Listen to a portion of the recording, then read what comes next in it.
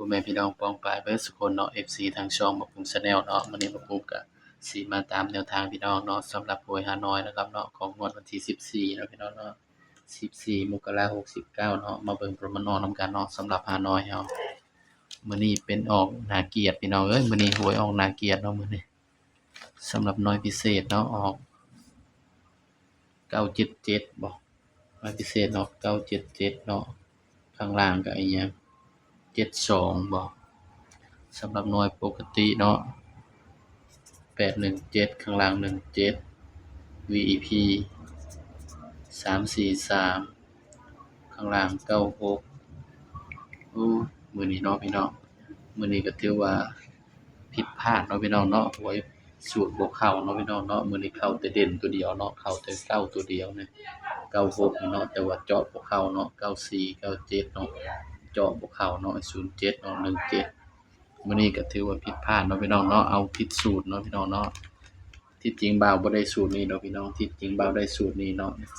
012เนาะแต่ว่าบ่าวก็เลยเลือกเอาสูตรนี้แทนเนาะก็ต้องขอโทษขออภัย FC เนาะครับเนาะเพราะฉะนั้นเราก็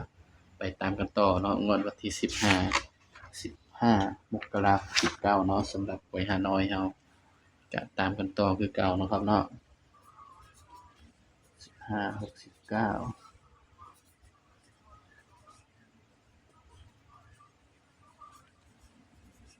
ก็300คือเก่าเด้อครับเด้อบ่าวก็สิใช้สูตรเก่าเนาะมื้อนี้บ่าวบ่ได้เอาสูตรเก่านะพี่น้องก็เลยหลุดอย่างแรงเลยเนาะพี่น้องเนาะก็ถือว่าเสียดายเนาะครับเนาะ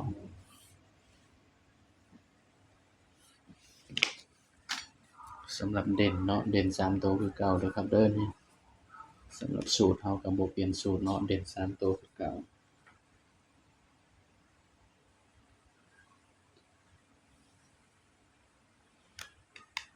เด่นตัวแรกเนาะ6 7 8นี่คือตัวเด่นเนาะพี่น้องเนาะเด่น3ตัวมา1ตัวเนาะครับเนาะสำหรับหวยฮานอยเฮาเด่น3ตัวมา1ตัวก็มาจับคู่นำกันเนาะพี่น้องเนาะบาดนี้สำหรับจับคู่เนาะครับเนาะตัวเลขก็เป็นเพียงแนวทางเด้อพี่น้องเด้อมีเข้าแล้วก็มีหลุดเนาะให้เพื่อเป็นแนวทางเท่านั้นเนาะพี่น้องเนาะมักก็ตามบ่มักก็เลื่อนผ่านเนาะครับเนาะจัดสูตรก็จัดตัวเลขก่อนเนาะครับเนาะ61 65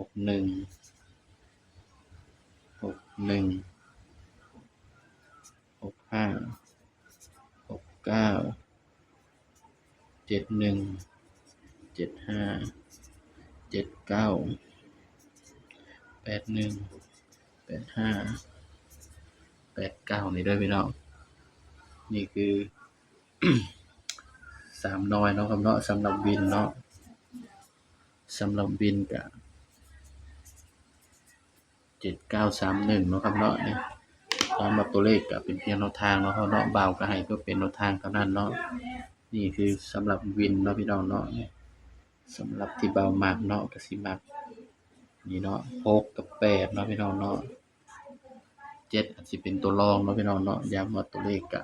ให้เพื่อเป็นแนวทางเท่านั้นเด้อพี่น้องเด้อมักก็ตามเนาะบ่มักก็เลื่อนผ่านเนาะก็อย่าลืมชุดเด่นนั่นเด้อพี่น้องเด้อ6 7 6 8นั่นเนาะครับเนาะนี่สำหรับฮานอยเฮาเนาะนี่3น้อยคือเก่าเนาะไผมักแนวทางบักบุญก็ฝากพี่น้องกดไลค์กดแชร์กดติดตามช่องบักบุญ Channel เด้อพี่น้องเด้อสำหรับคลิปนี้ก็สวัสดีครับ